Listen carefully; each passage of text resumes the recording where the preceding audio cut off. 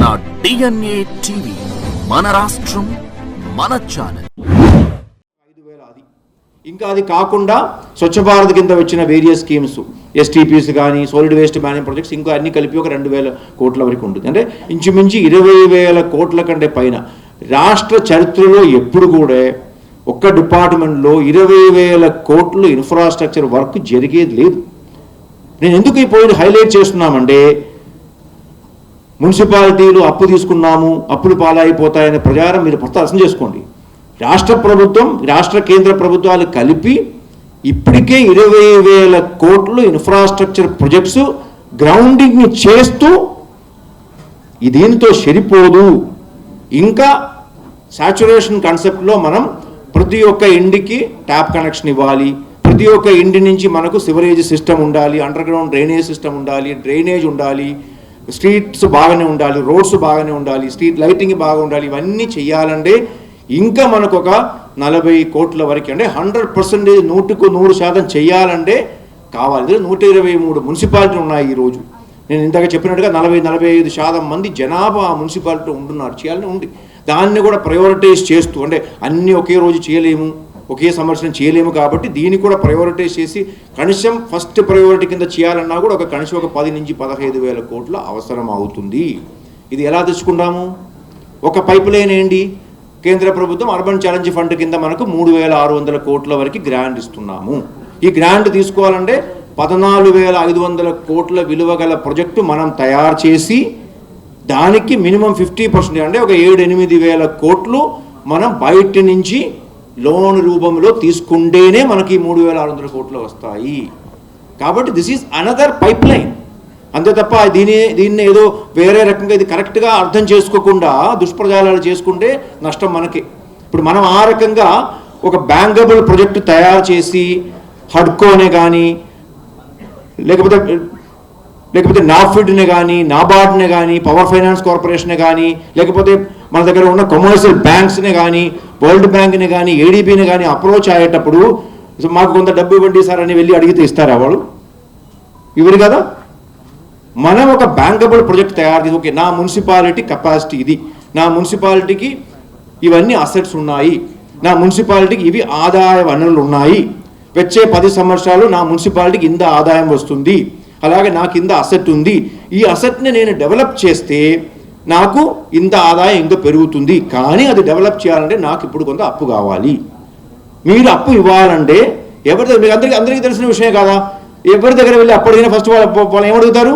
నేను నీకు అప్పు ఇస్తాను, కానీ నువ్వు తిరిగి కట్టే స్తోమత నీకు ఉందా లేదా, నువ్వు తిరిగి కడతారనే నమ్మకం ఉందా లేదా, అంతే కదా, simple. That is what we are doing today. We need to take loan, no doubt about that. మనకు ఫండ్ కావాలి. ఫండ్ ఎక్కడి నుంచి తీసుకురావాలి? రాష్ట్ర కేంద్ర ప్రభుత్వాలు ఇచ్చిన ఫండ్ ఇవ్వగలిగినవన్నీ మ్యాక్సిమం మనం తీసుకున్నాం ఆల్రెడీ. మిగిలిన రాష్ట్రాలు కూడా రాని ఫండ్స్ కూడా, ఎందుకంటే గౌరవ ముఖ్యమంత్రి గారు కూడా కేంద్ర లెవెల్లో కూడా మాట్లాడుకుని మనకు అడిషనల్గా కూడా చాలా ఫండ్స్ వచ్చినాయి. కాబట్టి ఈ 20,000 కోట్ల విలువ గల వర్కులు మనం ఈరోజు ఇంప్లిమెంట్ చేయగలుగుతున్నాం. నౌ నెక్స్ట్ ఫేజ్ చేయాలంటే we have to look for resources. ఆ రిసోర్సెస్ ఎవరు మనకు ఓకే నువ్వు వచ్చి అడిగావు కాబట్టి నీకు ఇస్తామని చెప్పి ఎవరు ఇవ్వరు.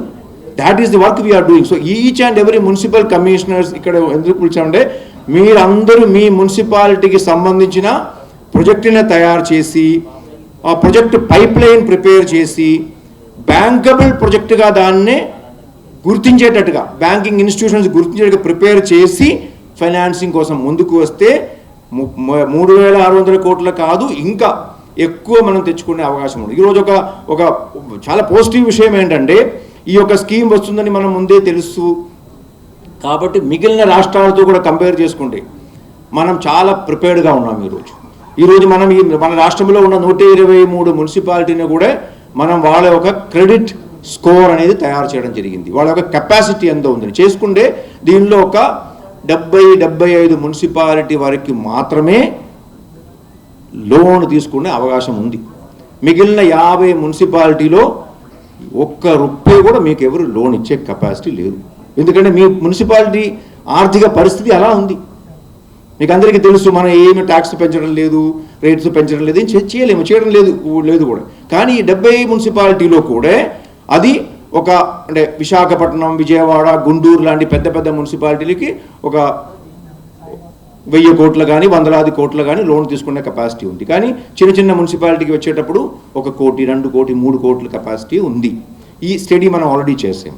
రెండోది, ఈ మున్సిపాలిటీలో కూడా ఇప్పుడు క్రిటికల్ ఇన్ఫ్రాస్ట్రక్చర్ గ్యాప్ అనేది ఏంటి అని నేను ఇందాక చెప్పినట్టుగా 45,000 కోట్లు కావాలన్నీ చేయాలండి.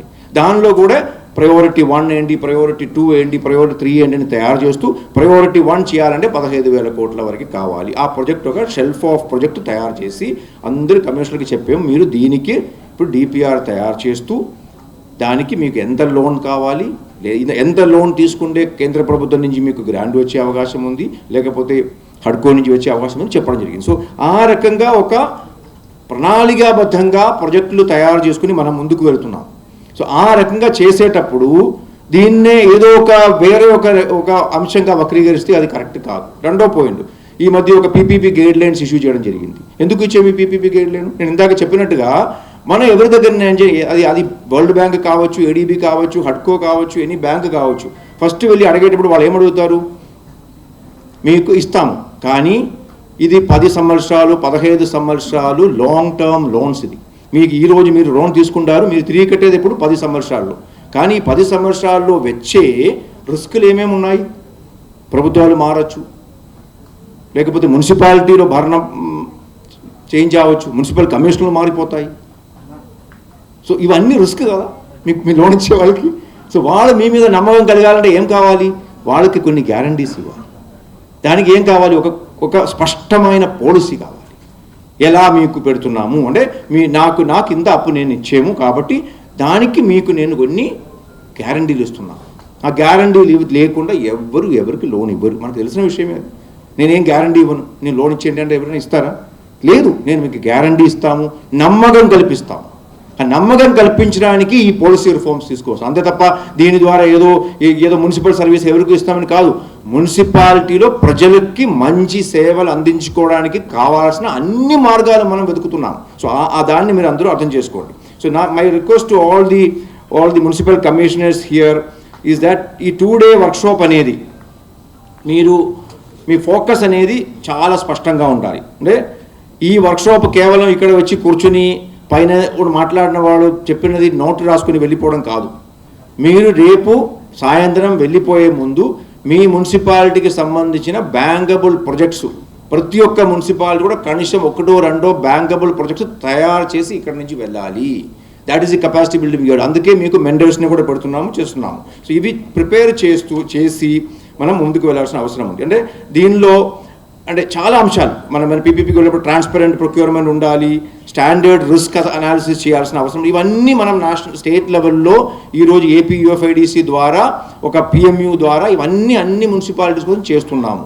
చేసిన తర్వాత ఇప్పుడు మున్సిపల్ కమిషన్కి కెపాసిటీ. సో దీని యొక్క ఉద్దేశం అనేది చాలా స్పష్టం. రెండో ఒక ముఖ్యమైన అంశం నేను ఇక్కడ చెప్పదలుచుకున్నానంటే హడ్కో ఒక రోల్ ఏంటి అనేది. ఎందుకు హడ్కోతో మనం ఈ రకంగా చేస్తున్నామనే హడ్కో the partnership with హడ్కో is actually A win-win situation. ఎందుకంటే హడ్కో is also willing to give loan. కానీ లోన్ ఇవ్వాలంటే వాళ్ళకి కూడా మన మీద నమ్మకం కలగాలి కదా. నమ్మకం కలగకుండా ఇవ్వరు కదా. కాబట్టి మనం ఒక విష్ లిస్ట్ తీసుకెళ్ళి నాకు ఇన్ని ప్రాజెక్ట్ ఉంది సార్, నాకు ఇంత డబ్బు కావాలని నేను సంజయ్ గారికి లిస్ట్ ఇస్తే ఆయన నాకు డబ్బు ఇస్తారా? లేదు. ఏం కావాలి? నా దగ్గరే బ్యాంకబుల్ ప్రాజెక్ట్ డిపిఆర్స్ ఉండాలి, ఎస్టిమేట్స్ ఉండాలి, దాని ఒక స్ట్రక్చర్ చేసి ఒక స్ట్రక్చర్డ్ ఫామ్లో దానికి ఈ రకంగా నేను డబ్బు సమకూరుస్తున్నాము, ఈ రకంగా నేను ఆ లోన్ తిరిగి కట్టడానికి ప్లాన్ చేస్తున్నాము అనే ఒక ప్రణాళిక ఇస్తే వాళ్ళ దగ్గర కూడా ఫైనాన్షియల్ టీమ్ ఉంటుంది, ట్రాన్సాక్షన్ అడ్వైజర్స్ ఉంటారు, వాళ్ళు అనలైజ్ చేస్తారు. ఆ ప్రాజెక్ట్ చేసి అది నమ్మకం కలిగితే అప్పుడు వారికి లోన్ ఇస్తారు. సో ఇది వాళ్ళ యొక్క పాత్ర అనేది. దీనిలో నేను చివరిలో మళ్ళీ ఒకసారి మున్సిపల్ కమిషనర్స్ కోసం కాబట్టి మీరు ప్రాజెక్టు కన్సెప్ట్ నోట్ ప్రిపేర్ అంటే స్టెప్ బై స్టెప్ చేయాల్సిన డీటెయిల్గా మీకు చెప్తారు. But I'm just briefly telling this. Project concept note మీ దగ్గరే ఉన్న ఈ క్రిటికల్ ఇన్ఫ్రాస్ట్రక్చర్ ప్రాజెక్ట్ తయారు చేయడము, డిపిఆర్ తయారు చేయడం, ఇవన్నీ కూడా మీకు ఈరోజు చెక్ లిస్ట్ రూపంలో ఇస్తున్నాము. ఇవన్నీ ప్రిపేర్ చేసి చేయాలి. ఇంకొక పాయింట్ కూడా I want to mention about that. ఇవి కాకుండా మున్సిపల్ బాండ్ ద్వారా కూడా ఈరోజు మనం డబ్బు సమకూర్చుకునే ప్లాన్ చేస్తున్నాం. అంటే ఆల్మోస్ట్ ఒక 1000 కోట్లు మున్సిపల్ బాండ్. అది కూడా ఇండివిజువల్గా ఒక్కొక్క మున్సిపాలిటీ ఒక్కొక్క వర్క్ కోసమని కాకుండా పూల్డ్ ఫైనాన్స్ అంటారు. దానికి మన దగ్గర ఉన్న ఒక 30-35 మున్సిపాలిటీకి సంబంధించిన అన్ని వనరుల్ని కూడా మనం పూలప్ చేసుకుని పూల్డ్ ఫైనాన్స్ కింద ఒక బాండ్ చేయడానికి మనం ప్లాన్ చేస్తున్నాం. అది కూడా ఒక 2-3 నెలల్లోనే 1000 కోట్లు మున్సిపల్ బాండ్స్ కూడా రాష్ట్ర ప్రభుత్వం రైజ్ చేయడం జరుగుతుంది. That's also another support. ఇంకా ప్రాజెక్టు మీరు తయారు చేసేటప్పుడు కూడా దీనిలో మీరు ఆలోచించాల్సిన కొన్ని అంశాలు ఉన్నాయి. అంటే ఇందుకు ముందు వరకు ఆలోచన ఏముంది, మున్సిపల్ కమిషనర్స్ కానీ ఇంజనీర్స్ కానీ మా పని ఏంటి, ప్రభుత్వం డబ్బు ఇస్తుంది, ఆ డబ్బుకి అనుగుణంగా మేము ప్రాజెక్టు ప్రిపేర్ చేసి ఇంప్లిమెంట్ చేస్తామనేది. ఆ ఆలోచన విధానం పూర్తిగా మార్చుకోవాలి. మీరు ఇప్పుడు ఆలోచించాల్సిన ఏంటి, నాకు ఈ అవసరం ఉంది, దీనికి ఇంత డబ్బు ఖర్చు అవుతాయి, ఈ డబ్బు నేను ఈ రకంగా మొబిలైజ్ చేస్తాము, ఈ రకంగా డబ్బు మొబిలైజ్ చేయడానికి నాకు ఇవన్నీ చేయాలి అని ఆలోచించు. అంత తప్ప డబ్బు ఎక్కడి నుంచి వస్తుంది, వచ్చిన డబ్బుని నేను ఖర్చు పెట్టుకుంటామనే ఆలోచన మానేసుకోవాలి. ఇక్కడ నుంచి వెళ్ళేటప్పుడు ఏ ఒక్క మున్సిపల్ కమిషనర్ కూడా రేపు సార్ నాకు ఇంత అవసరం ఉంది, నాకు ఇంత డబ్బు కావాలని చెప్పి మాత్రం అడగకూడదు. తిరిగి మీరేం చెప్తారు, సార్ నాకు ఈ అవసరం ఉంది, ఈ అవసరాన్నే ఈ రకంగా తీర్చుకునే ప్రణాళిక నేను తయారు చేసుకుంటున్నాను సార్, నేను ఇచ్చిన నా ప్రపోజల్కి మీరు అప్రూవల్ ఇవ్వండి అని అడగాలి. అప్పుడు మీకు అప్రూవల్ ఇస్తాను. So that is the objective of this. So I request all of you to take this us A golden opportunity for you to become the managers of your municipalities. Okay, మనం అందరూ కూడా ఒక్క టీముగా కలిసికట్టుగా పనిచేసుకుంటే రాష్ట్రంలో ఉన్న అన్ని మున్సిపాలిటీలో కూడా మంచిగా ఇది చేసే అవకాశం ఉంటుంది. సో ఇప్పుడు ఇంకొకటి ఈరోజు 2 day వర్క్షాప్ అవుతుంది, మీకు ట్రైనింగ్ ఇస్తున్నాము. మీరు ఒక 30 రోజు ప్రణాళిక అది కూడా మీకు ఇస్తాను.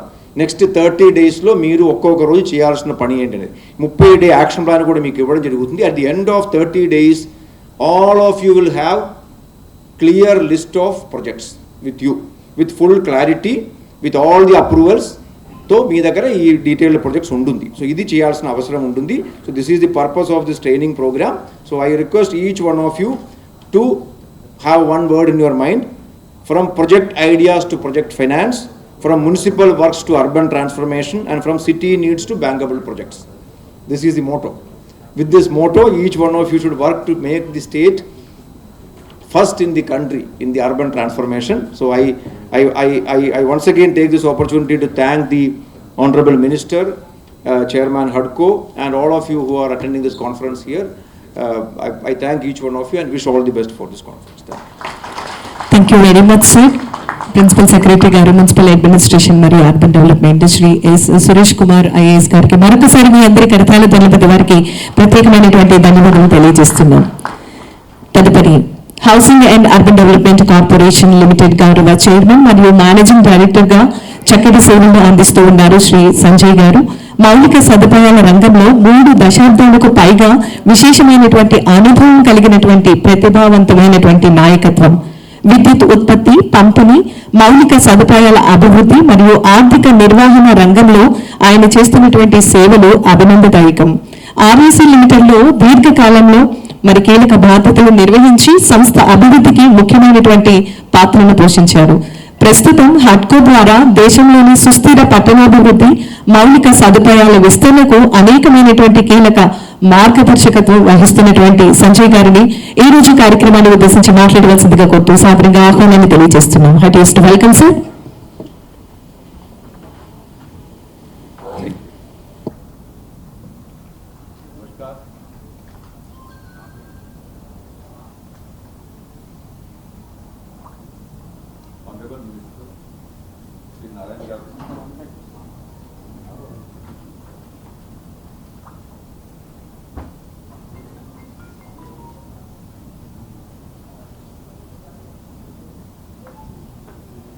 Honorable Minister Sri Narayan Garu, Sri Suresh Kumar Garu, Principal Secretary, Sri Sampath Kumar, Commissioner CDMA, officers from the ULB, Government of Andhra Pradesh, and other friends.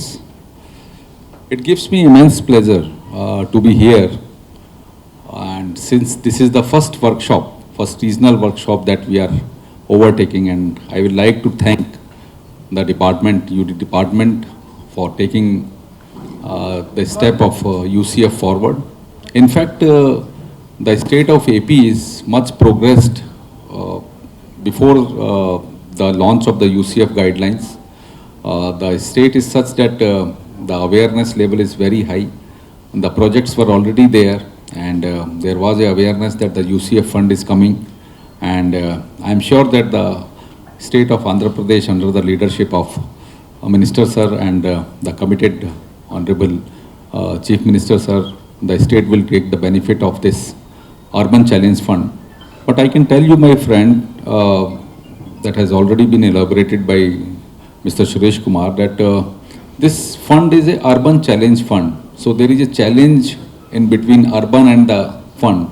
So this challenge will remain there at all the stages of the development of the projects, starting from the identification of the projects, conceptualizing the projects, making it bankable, then how the bankability has to be achieved, what kind of financial instruments are required, what kind of monitoring is required, whether the PPP players are available or not.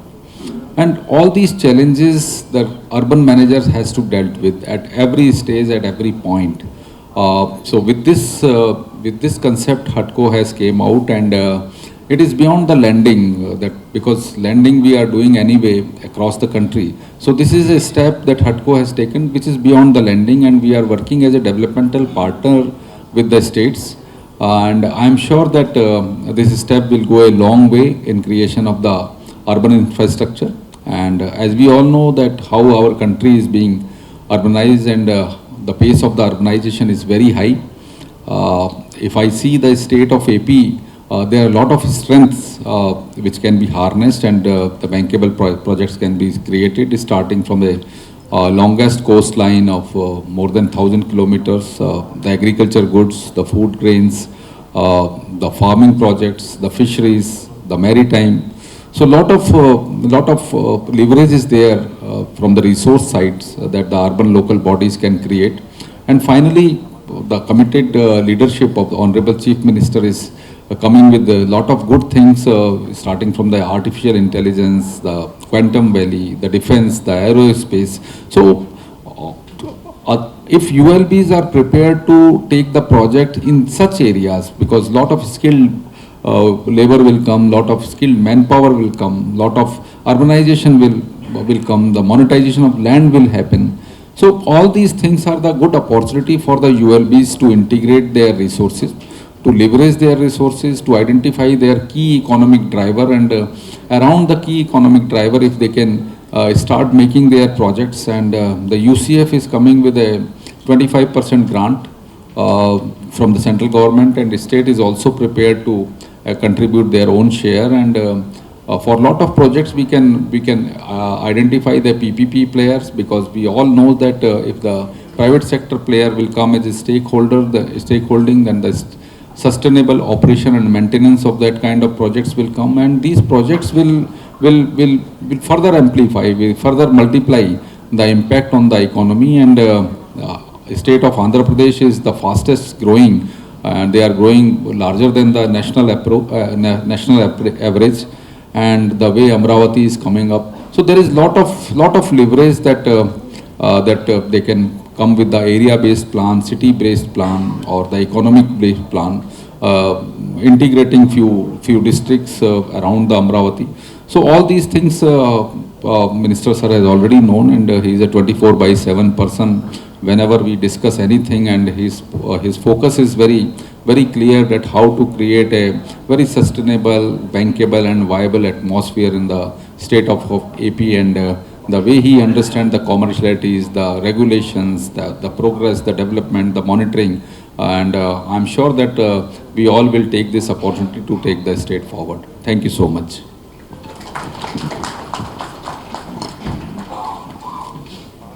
Thank you very much, sir, for sharing valuable words with all of us. Urban challenge fund capacity building workshop ఈరోజు కార్యక్రమానికి అతిథి వర్యులుగా వచ్చేసినటువంటి గౌరవ మంత్రివర్యులు గౌరవనీయులు Shri doctor Ponguru Narayana గారు ఒక దార్శనిక నాయకుడిగా, విద్యావేత్తగా, విజయవంతమైనటువంటి పారిశ్రామికవేత్తగా, ముఖ్యంగా ప్రజా సేవకుడిగా అనేకమైనటువంటి చక్కటి సేవలను నిర్వహిస్తూ ఉన్నారు. ఒక సాధారణ ఉపాధ్యాయుడిగా ప్రారంభమైనటువంటి ఆయన యొక్క ప్రయాణం నేడు దేశవ్యాప్తంగా గుర్తింపు పొందినటువంటి నారాయణ ఎడ్యుకేషనల్ ఇన్స్టిట్యూషన్ స్థాపకుడిగా చాలా చక్కటి విద్యా సేవలను అందించడం మనందరికీ కూడా స్ఫూర్తిదాయకం. ప్రస్తుతం ఆంధ్రప్రదేశ్ మున్సిపల్ అడ్మినిస్ట్రేషన్ మరియు అర్బన్ డెవలప్మెంట్ శాఖ గౌరవ మంత్రివర్యులుగా సుస్థిర పట్టణాభివృద్ధి, ప్రజా కేంద్రిత పాలన, యువత శక్తివంతీకరణ మరియు ఆర్థిక పురోగతికి కీలకమైనటువంటి సేవలను అందించడం జరుగుతోంది. మన ఆంధ్రప్రదేశ్ రాష్ట్ర గౌరవ ముఖ్యమంత్రి వర్యులు గౌరవనీయులు శ్రీ నారా చంద్రబాబు నాయుడు గారి యొక్క దూరదృష్టితో అమరావతి అభివృద్ధి పునర్నిర్మాణంలో అనేకమైనటువంటి కీలక పాత్ర పోషిస్తూ ఆంధ్రప్రదేశ్ అమరావతి రాజధానిను ప్రపంచ స్థాయి రాజధానిగా తీర్చిదిద్దేందుకు చక్కటి సేవలను అందిస్తున్నటువంటి గౌరవ మంత్రివర్యులు మున్సిపల్ అడ్మినిస్ట్రేషన్ మరియు అర్బన్ డెవలప్మెంట్ గౌరవనీయులు డాక్టర్ పొంగూరు నారాయణ గారిని ఈ రోజు కార్యక్రమాన్ని ఉద్దేశించి వారి అమూల్యమైనటువంటి సందేశాన్ని అందించవలసిందిగా మీ అందరి కరతాల ధరల మధ్య వారికి సాదర స్వాగతం సుస్వాగతం తెలియజేస్తూ ఆహ్వానాన్ని తెలియజేస్తున్నాం.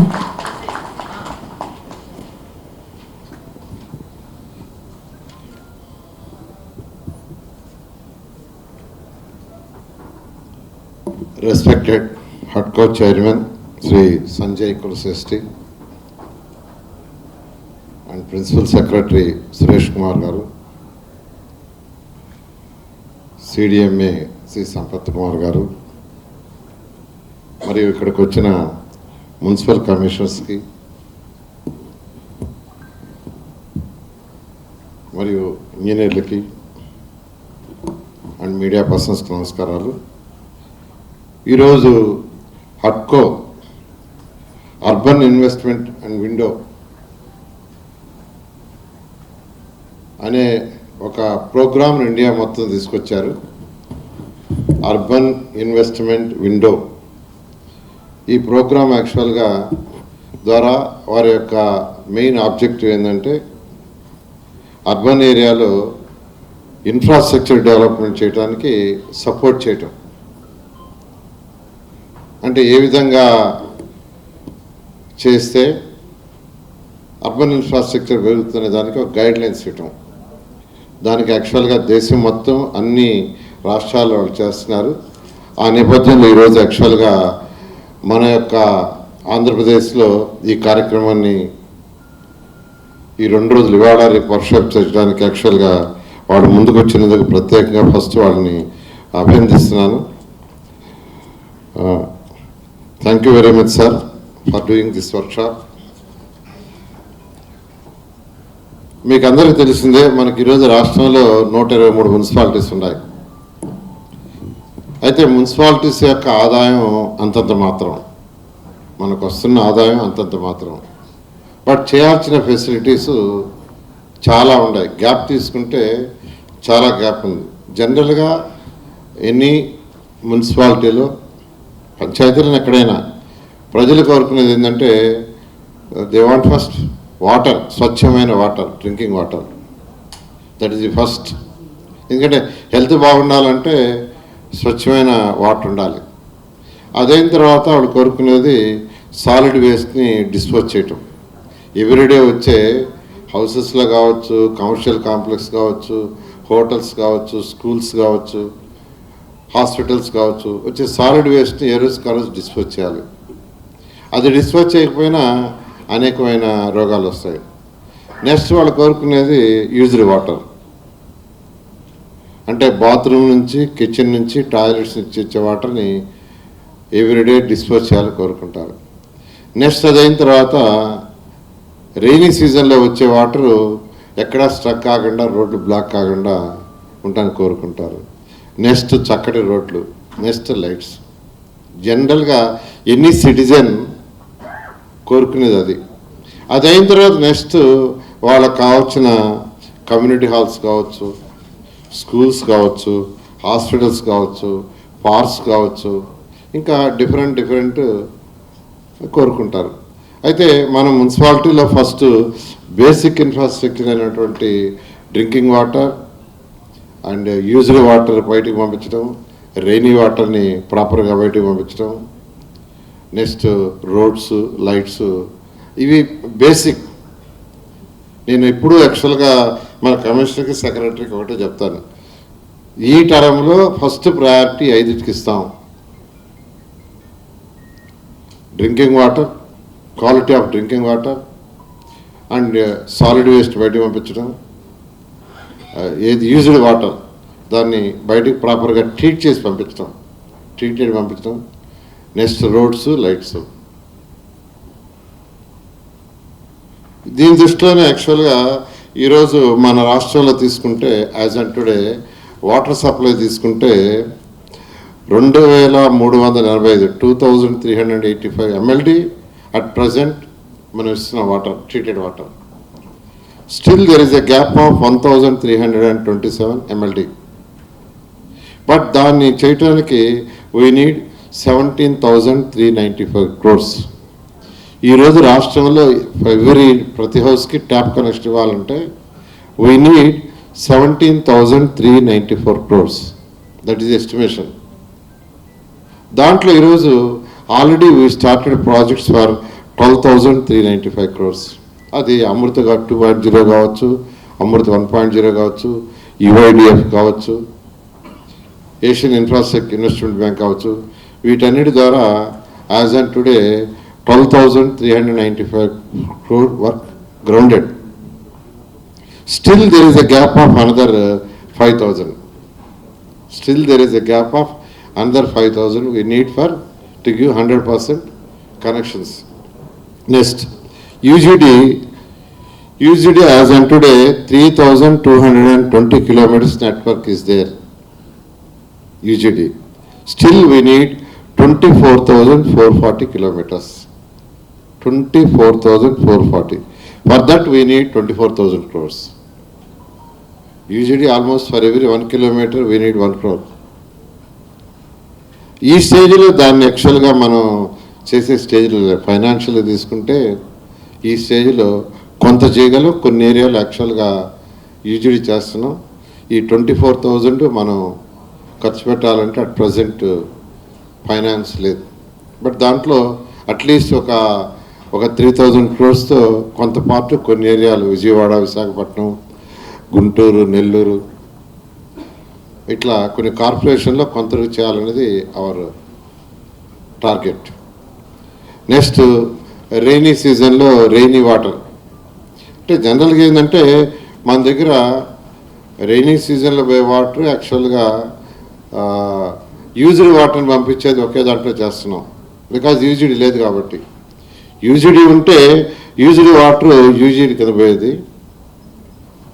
రెయినీ సీజన్లో వచ్చే వాటర్ యాక్చువల్గా రోడ్డు ఇటు కట్టే డ్రైన్స్లో పోతుంది. కానీ మన దగ్గర ప్రజెంట్ 2 ఒకటిగానే ఉన్నాయి. అది 24,053 kilometers రెయినీ వాటర్ని డిస్పోజ్ చేసేదానికి at present we have road drains. We need another 23,612 kilometers. ఈ యొక్క డ్రైన్స్ ఏదైతే ఉన్నాయో యూజ్డ్ వాటర్ పంపించేవి రెండు ఒకటే అట్ ప్రజెంట్. అది ఈ 24,053 kilometers యాజ్ అండ్ టుడే ఉన్నాయి ప్రాపర్గా. 23,612 kilometers కచ్చా డ్రైన్స్ ఉన్నాయి. అది చేయాలంటే we need 29,000 crores. We need 29,000 crores. But దాన్ని యాక్చువల్గా డిపార్ట్మెంట్కి నేను చెప్పాను, high density, medium density, low density. High density population ఉండే ఏరియాలో ఎంత కావాలి, మీడియం డెన్సిటీ ఎంత కావాలి, లో డెన్సిటీ ఎంత కావాలని ఎస్టిమేట్ చేయమన్నాను. వాళ్ళు ఇచ్చిన ఎస్టిమేషన్ ఏంటంటే హై డెన్సిటీ ఉండే ఏరియాలో ఆ బ్యాలెన్స్ కచ్చా కంప్లీట్ చేయాలంటే we need 5,000 crores. Medium density ఉండే ఏరియాలో కచ్చా డ్రైన్స్ పూర్తి చేయాలంటే 4,000 crores. అండ్ యాక్చువల్గా లో డెన్సిటీ అక్కడక్కడ ఒక హౌస్ ఉంటుంది, అది చేయాలంటే అనదర్ 20,000 crores. సో నేను డిపార్ట్మెంట్కి ఏం చెప్పానంటే హై డెన్సిటీ, మీడియం డెన్సిటీ ఈ టర్మ్లో ఈ యొక్క రాబోయే 3 yearsలో కంప్లీట్ చేస్తాం. దాని మీద వర్కౌట్ చేయమన్నాను. అది 9,000 కోట్లు అవుతుంది. ఆ 9,000 కోట్లలో మ్యాక్సిమం ఈరోజు ఈ యూసీఎఫ్ ఎక్కడైతే లోన్స్ రైజ్ చేయగలవో ఆ ఏరియాలో డ్రైన్స్ పూర్తి అయ్యేదానికి పెట్టమన్నాను. ఒక 5,000 crores I think as on today loans raise చేయగలిగిన కెపాసిటీ ఉందని చెప్పారు. అంతేనా? 5,000 crores. ఆ 5,000 crores-కి 25% మనకి యూసీఎఫ్లో వస్తుంది, అంటే 1,250 crores. సో రెండు కలిపితే 6,250 crores. ఆ 6,250 crores-తో ఆ మున్సిపాలిటీస్లో 72 మున్సిపాలిటీస్లో ఫస్ట్ ప్రయారిటీ డ్రైన్స్ పూర్తి చేయడం. అయితే మిగతా మున్సిపాలిటీలు ఎలా అని మీరు అడగచ్చు. దానికి ఏంటంటే ఒక 5,000 crores-తో యాన్యుటీ మోడల్లో ముందుకు పోతున్నాం. ఫైనాన్స్ వాళ్ళు యాక్సెప్ట్ చేశారు. యాన్యుటీ లాంటి ఎవరైతే యాన్యుటీకి ముందుకు వస్తారో వాళ్ళు 40% మనం ఇస్తాం, 60% వాళ్ళు పెట్టుకునేటట్టుగా 10 yearsలో repayment. So 60% they will invest, 40% we have to invest. ఆ 40%కి మనకున్న ఎల్ఆర్ఎస్ బీపీఎస్లో ఏదైతే అమౌంట్ వస్తుందో ఆ అమౌంట్ని పెడదలుచుకున్నాం. ఈరోజు మనకు ఎల్ఆర్ఎస్ బీపీఎస్లో కొంత అమౌంట్ వస్తుంది, ఆల్రెడీ 600 crores వచ్చింది. బట్ స్టిల్ అన్ని ఫైల్స్ క్లియర్ చేస్తే we are expecting around 1,500 crores. So ఆ 1,500 crores మనం మ్యాచింగ్ పెట్టుకుంటే ఒక 3,500 crores యాన్యుటీ వస్తుంది. దాంట్లో ఒక 6,000 crores యాక్చువల్గా 5,000 ఫైనాన్స్ వాళ్ళు యాక్సెప్ట్ చేశారు. దాంతో యాక్చువల్గా ఏంటంటే మనం ఈ 72 మున్సిపాలిటీస్ ఏదైతే యూసీఎఫ్కి ఎలిజిబిలిటీ లేని మున్సిపాలిటీస్ ఉన్నాయో 123లో స్మాల్ మున్సిపాలిటీస్, వాటిలో డ్రైన్స్కి కంప్లీట్ చేయడానికి ఆ డబ్బులు ఉపయోగించే విధంగా ప్లాన్ చేసాం. ఏదైనా మనం ప్లాన్ చేసే ఫైనాన్షియల్ ప్లానింగ్ మీద మన మున్సిపాలిటీస్ డెవలప్మెంట్ ఉంటుంది. అంటే డబ్బులు లేవు, స్టేట్ గవర్నమెంట్ ఇచ్చే పరిస్థితులు లేదు. ఆల్టర్నేటివ్ ఏంటంటే జస్ట్ లైక్ హడ్కో ఆర్ గవర్నమెంట్ ఆఫ్ ఇండియా ఇచ్చే ప్రాజెక్ట్స్, అమృత్ కావచ్చు, అదేవిధంగా ఏషియన్ ఇన్ఫ్రాస్ట్రక్చర్ ఇన్వెస్ట్మెంట్ ద్వారా కావచ్చు, యుఐడిఎఫ్ ద్వారా కావచ్చు. ఇప్పుడు యూసీఎఫ్ వచ్చింది. యూసీఎఫ్ మొత్తం 4 lakhs crores పెట్టింది గవర్నమెంట్, సెంట్రల్ గవర్నమెంట్. 4 lakhsలో 1 lakh వాళ్ళు ఇస్తారు, రిమైనింగ్ 3 lakhs లోన్స్ ద్వారా కానీ స్టేట్ గవర్నమెంట్ కానీ పెట్టాలి. అయితే వాళ్ళ పాపులేషన్ రేషియోలో ఇస్తే మనకు 3,600 కోట్లు వచ్చింది. మన స్టేట్కి వాళ్ళు 3,600 కోట్లు యాక్చువల్గా ఇస్తున్నారు. మన షేరు 10,800 కోట్లు ఉండాలి, 10,800 crores. 3,600 వాళ్ళు ఇస్తారు, 25%. దానికి 75% 10,800, టోటల్ 14,400. ఈ 10,800 మనం బ్యాంక్స్ కానీ ఇలా హడ్కో కానీ వాటి ద్వారా రైట్ చేసుకోవచ్చు. రైట్ చేసుకోవాలంటే మున్సిపాలిటీస్ కెపాసిటీ ఉండాలి రీపేమెంట్. 72 మున్సిపాలిటీస్కి వచ్చింది ఆ కెపాసిటీ క్యాలిక్యులేట్ చేస్తే. అయితే ఏది చేసినా మనం ప్రాపర్గా చేయాలి. ప్రభుత్వ డబ్బు ఒక పైసా కూడా వేస్ట్ కాకూడదు. వేస్ట్ కాకుండా ఉండాలంటే ఇంజనీర్లు, కమిషన్ ఉండాలి. నేను అందరిని ఒకటే రిక్వెస్ట్ చేసేది, ఎక్కడైతే అవసరమో వాటిల్ని ఎస్టిమేట్ చేయండి. నేను చాలా క్లియర్గా ఈఎన్సీ గారు కూడా చెప్పాను, అన్నెసరీగా ఉన్న వాటిలన్నింటి పగలగొట్టి కొత్తవి చేయొద్దు. ఎందుకంటే నేను కూడా ఎమ్మెల్యేనే. నేను ఎమ్మెల్యే నెల్లూరు సిటీలో ఈ మధ్య 4వ వార్డు ఉంటే ఆ వార్డులో విజిట్ చేశా. ఒక డ్రైన్కి శంకుస్థాపన పోయా. శంకుస్థాపన పోతే ఆ డ్రైన్ పగలగొట్టాల్సిన అవసరం లేదు, కట్టాల్సిన అవసరం లేదు, కానీ ఎస్టిమేషన్ వేసి కట్టేశారు. డివిజన్ నెంబర్ 4 ఏమంటే చిన్న డ్రైన్గా ఉంది సార్ అని. చాలా పర్ఫెక్ట్గా ఉంది డ్రైన్.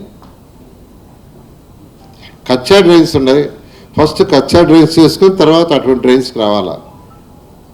అట్టగా కచ్చా డ్రైన్స్ వదిలేసి కచ్చా డ్రైన్స్ అంటే ఆ వార్డులో వర్క్స్ జరగాలనే ఉద్దేశంతో పెట్టారు. నేనైతే ఇంజనీర్లు అందరికీ చెప్పాను, ఎస్సీ గారికి అందరికీ అలా చేయొద్దు. అందువల్ల మీ అందరిని నేను రిక్వెస్ట్ చేసేది ఏంటంటే,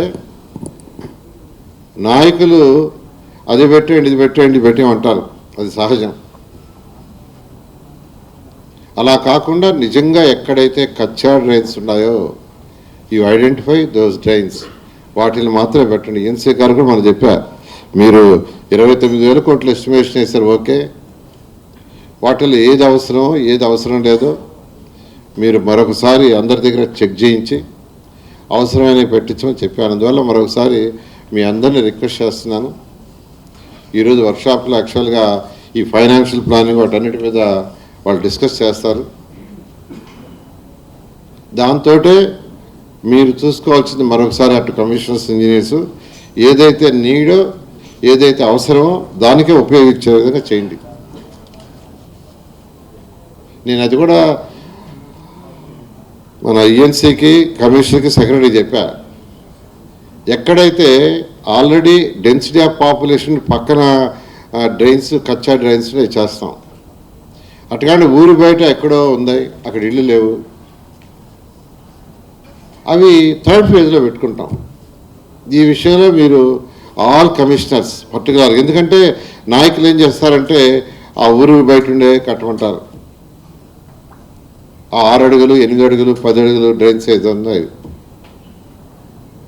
ఇప్పుడు ఒంగోలు ఉంది, ఒంగోలులో ఆ మెయిన్ కెనాల్ చేయమంటున్నారు, పెద్ద canal, I think 20 feet 40 feet ఉంది. నేను ఎమ్మెల్యే చెప్తున్నా, ఫస్ట్ ఆ చిన్న డ్రైన్స్ని కంప్లీట్ చేసుకోమని. ఇంకా ఒకరోజు ఎస్సీ కాలనీ పోతే ఎస్సీ కాలనీ అన్ని కచ్చా డ్రైన్స్ ఉన్నాయి. అక్కడే కాదు, చాలా కాన్స్టిట్యున్సీలో మా నాయకులు అడిగేది ఏంటంటే ఆ పెద్ద డ్రైన్స్ అడుగుతారు, అవి చేస్తాం, చేయమంటారా. ఫస్ట్ పాపులేషన్ ఎక్కడైతే ఉండారో అక్కడ ఉండే డ్రైన్స్, కచ్చా డ్రైన్స్ని ఇన్నిసార్లు ఎందుకు చెప్తున్నానంటే నేను నెల్లూరులో చూస్తున్నా, చెప్పాను కదా, వార్డ్ నెంబర్ 4లో నేనే ఇనాగ్రేషన్ చేశాను, శంకుస్థాపన చేశాను. చేసిన తర్వాత పోయి డ్రైన్ అంతా చూస్తే పర్ఫెక్ట్ డ్రైన్, బట్ సైజ్ చిన్నది ఉంది. కాబట్టి ఆ విధంగా చేయాల్సింది నేను అందరినీ రిక్వెస్ట్ చేస్తూ, సురేష్ గారు, సెక్రటరీ గారు చాలా డీటెయిల్గా అన్నీ చెప్పారు. మీరు వర్క్షాప్ని సక్సెస్ఫుల్గా చేసి మీరు యూసీఎఫ్ ఛాలెంజ్ ఫండ్, అది కూడా నాకు యాక్చువల్గా సంపత్ మీరు 3 నెలలు అని చెప్పారు, 3 నెలల లోపల అప్లోడ్ చేయాలని. ఈ మంత్లో శాంక్షన్ చేస్తున్నారంట, ఎస్టర్డే సార్ చెప్పారు. సెకండ్ ఫేజ్ ఈ మంత్లో ఇస్తున్నారంట.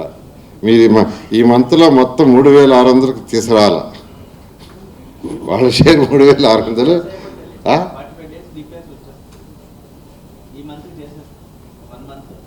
ఆల్రెడీ డిపిఆర్ చేస్తున్నారు కదా ఈఎన్సీ గారు.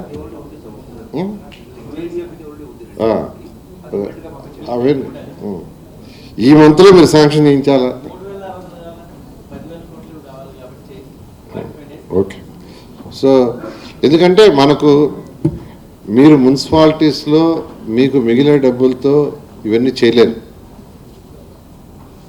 ఎంత మిగులుతుంది?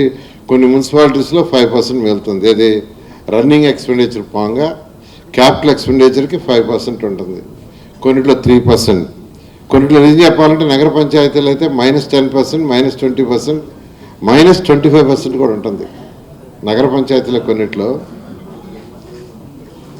కాబట్టి ఇటువంటి ప్రాజెక్టులని మనం మ్యాక్సిమం యూటిలైజ్ చేసుకుంటే పబ్లిక్కి బేసిక్ ఇన్ఫ్రాస్ట్రక్చర్ ఇవ్వగలం. దాని మీద ఫోకస్ చేయండి.